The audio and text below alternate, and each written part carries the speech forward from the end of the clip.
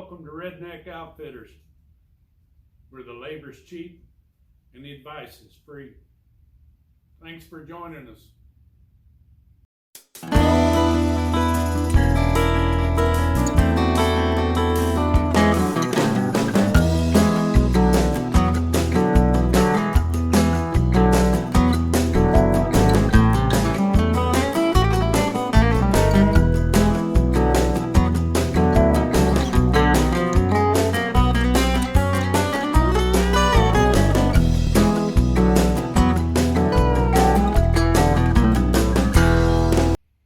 First real good look at the Volkswagen chassis. The bottom, the pans, they do have quite a few holes in them. You could patch that, but probably going to be better if I just put new floor pans in it. If I'm going to do it right, I'm going to do it right. So it might take, I don't know, probably won't take as much time as trying to patch all those little holes. Where you got to grind all the rust off of this and get it all ready. Forget that. And whenever I get ready to go, I guess I can just cut this stuff out and with a cutting wheel and clean everything up and then put the new pans in. So it'll actually probably save you some work.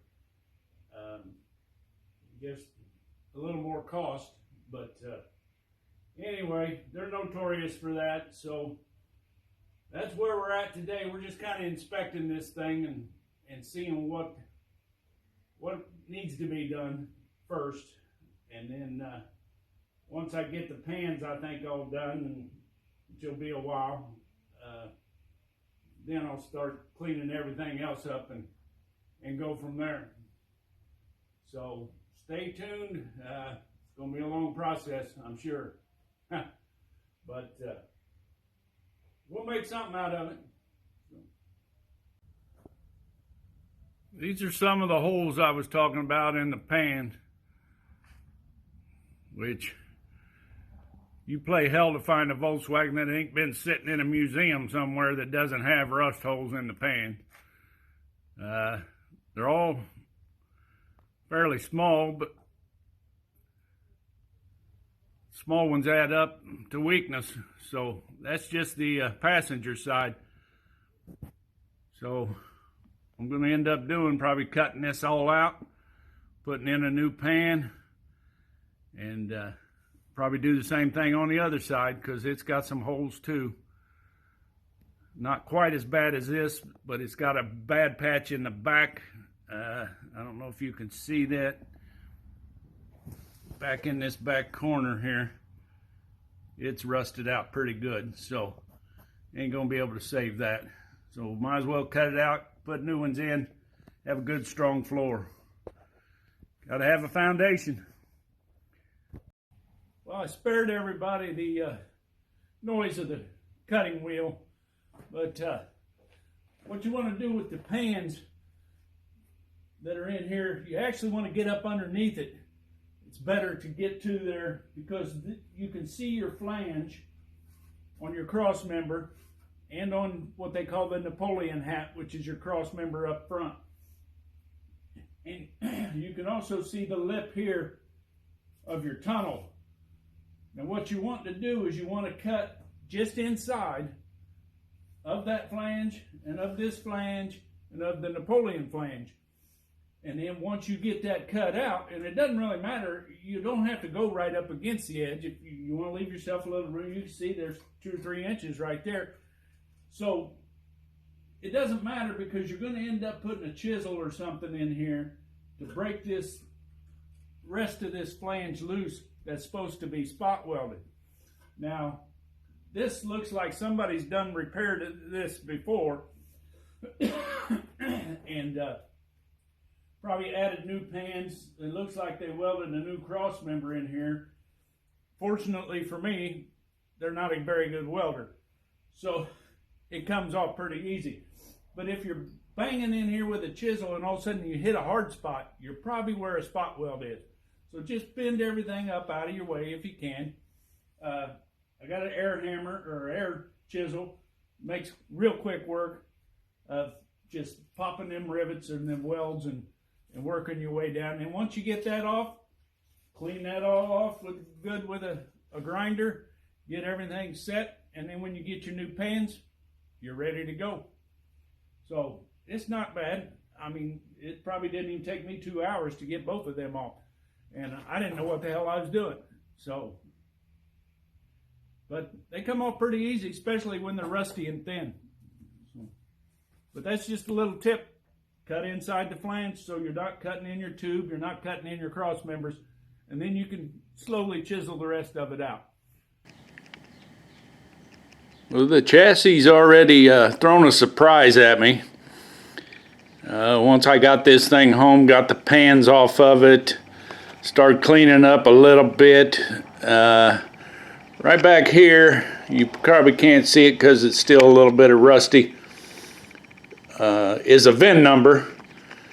And I took the VIN number. You know, I was told this was a 1967 Volkswagen chassis. And once I took the VIN number and checked it on the computer, this is actually a 1963 Karmann Ghia frame. So apparently they put Volkswagen pans on it and a Volkswagen body at some point, which is not unusual. They'll interchange. But being that it's a 63 in the really early model, you know, you don't have the tie rod ends on here. You got the, I don't know what they call it, kingpin, link pin, something or other. I don't know what the technical term is, but it's an early front end, so the parts are definitely different.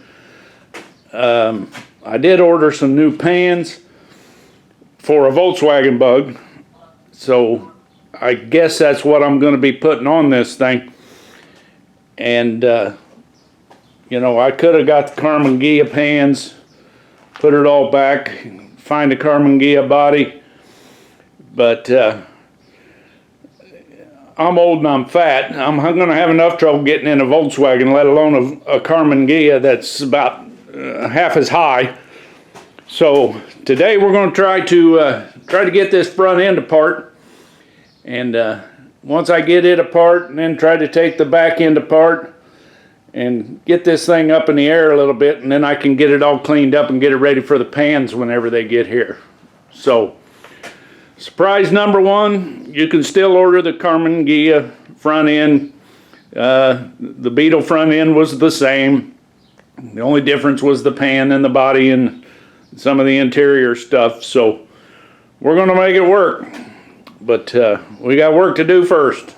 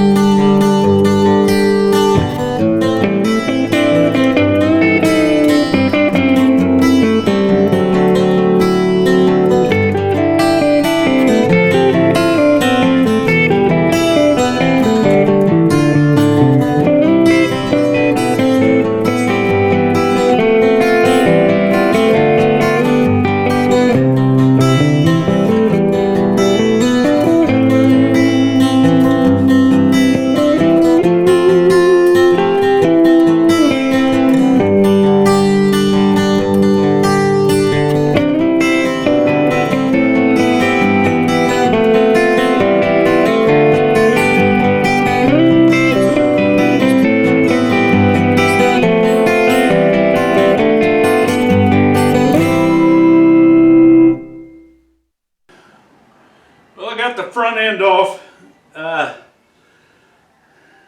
Wasn't super hard. And of course, everything's rusted and crusted and hard to get to, but it's all going to be new anyway. One thing Volkswagen did was they put a lot of tabs around bolt heads so they don't come loose, which I guess that's a good safety idea, but man, is it a pain in the ass when you're dealing with something this old and this rusty. And you know, that and my dislike for metric tools. Some people would say, well, what the hell did you buy a Volkswagen for? But you know, hey, challenge is a challenge. So you can't do everything right. You got to use these son of a bitches. Sometimes they're a little rust. So I got that off. Maybe gonna block this up, work on that back end, and then once I get everything off of that, then I can take the channel and the tunnel, put it up on the sawhorses where I ain't got to bend over and squat down and all that stuff, and start cleaning it up.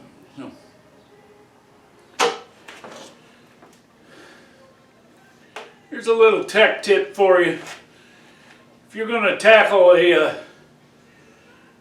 58-year-old vehicle, almost 59, that's been sitting outside for a while, who knows how much of this stuff is actually original, not original. You better be damn strong, and you better be damn stubborn. Because if all you have is basic tools in the garage, you don't have all the specialty tools. You know, I got a 3/4 inch air ratchet or impact that, but I didn't have 3/4 inch sockets in metric. So I had an adapter, put it on there. Well, it was working pretty decent until I tried to take these damn lug nuts off. I got one lug nut off, and then the next thing I know, I sheared off the adapter. So I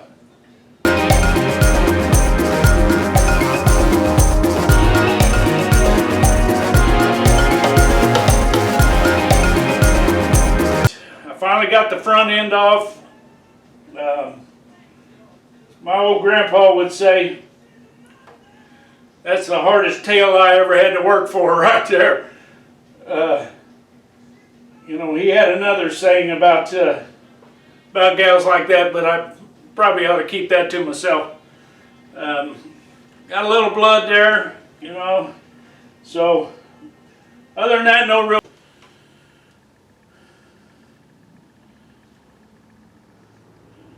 Well, got the frame up on the sawhorses, and now I'm going to strip it down the rest of the way. Going to take the master cylinder off because I'm going to replace it. Have no idea how old that thing is.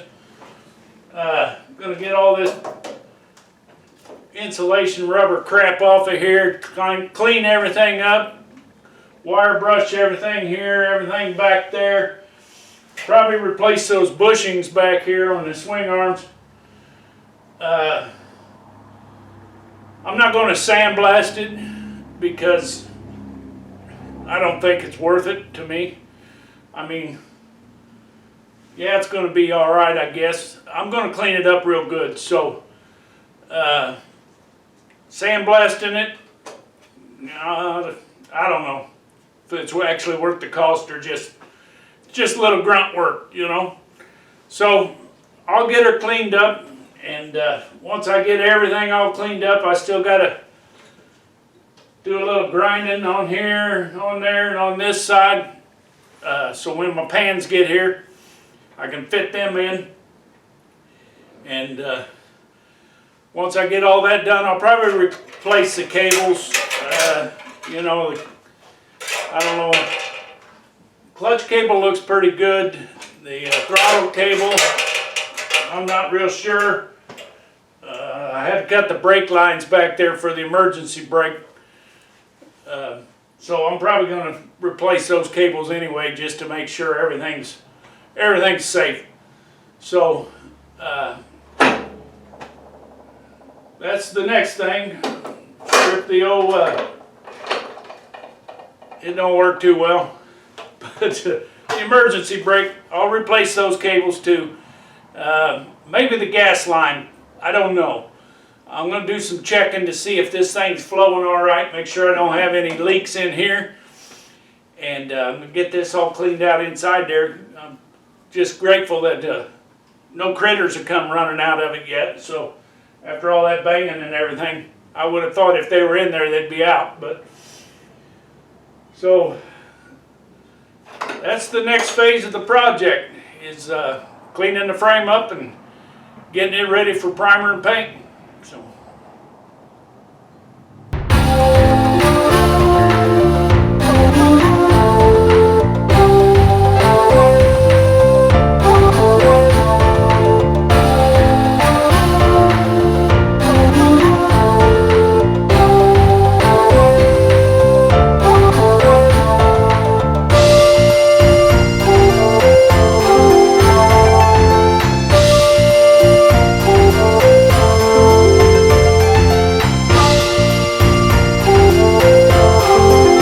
today.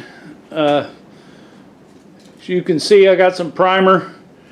Took a wire brush and on the little grinder and took a little while, but got everything off of it, got her down to the bare metal. So I went ahead and threw some primer on there just to help protect it. And on the cross members, everything there that you see in primer has been wired down to the bare metal. So I'm gonna have to grind some of that off or whatever when I get ready to put the pans in there on the flange, but I wanted it covered. I didn't want it sitting out here uncovered. That's no big deal. I can take a pad and clean that off real quick. So, but she's cleaning up real nice. Finally, she's playing nice. I still got the rear end I got to do. Get the rust and stuff off of it. And on the front brace. As you can see, it's still, I haven't touched it yet. But it's going to be another day. So, we're getting along. And hopefully it won't be long. I'll have the rest of it done. And then I can flip it over and get the bottom part. And get everything painted up. It's been a tough day out here today.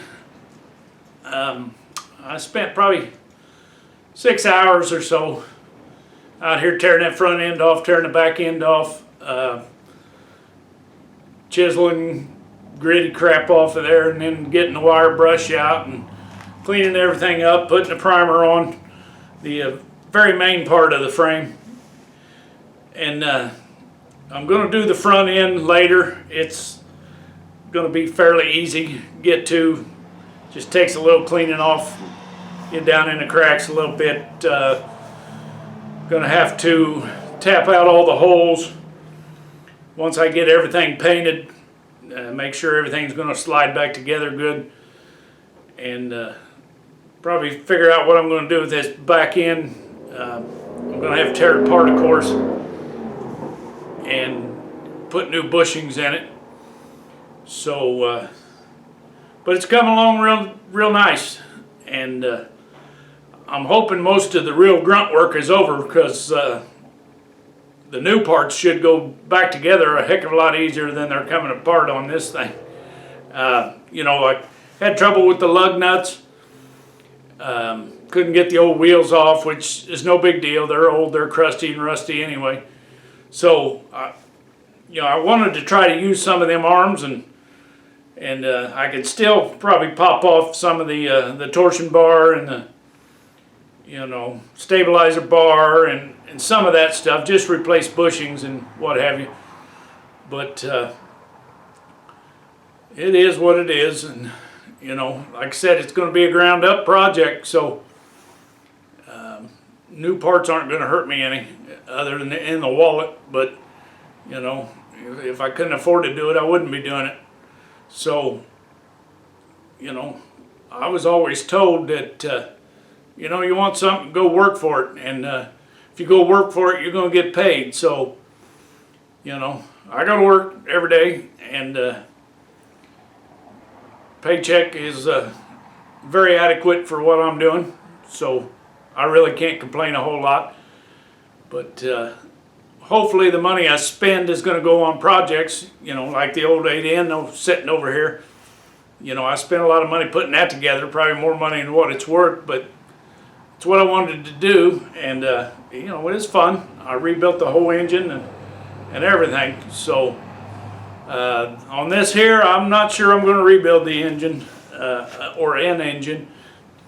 You know, it's been since high school since I worked on a Volkswagen engine or transmission, so I might leave that to the experts and spend the money. I'm going to have to pretty much buy everything anyway if I get a new engine, or you know, if I get a used engine off of somebody, I'm going to want to replace parts of it and get new parts anyway. So you might as well get the best, get the new stuff, and it'll just take a little time. So that's it for today. I'm sure I'll have more videos for you on later dates when we go from step to step, and I'm going to try to document the whole thing. So you know, it might not show me doing the work just because that's boring to watch, cutting and grinding and moaning and groaning and what have you. So but I'll definitely take pictures of the stages, the different stages, and you know, maybe as we're putting it together, then maybe I'll show a little bit of it, so you know, it's not going to be so bad putting it together. That way somebody knows how this thing goes back together. I'm hoping I do. But I'll figure it out. If I don't know, I'll figure it out. There's a lot of YouTube videos, you know, course manuals and what have you. A lot of knowledgeable people out there. So just get a hold of them and use them. You know, a lot of them guys will love to help you out. So, and you know, I'll help you out whatever I can. If you know, if you want to send me a message or something and say, hey, you know, what about this? What about that? How'd you do this? How'd you do that? And you know, I'll be more than happy to talk to you about it. So share the wealth.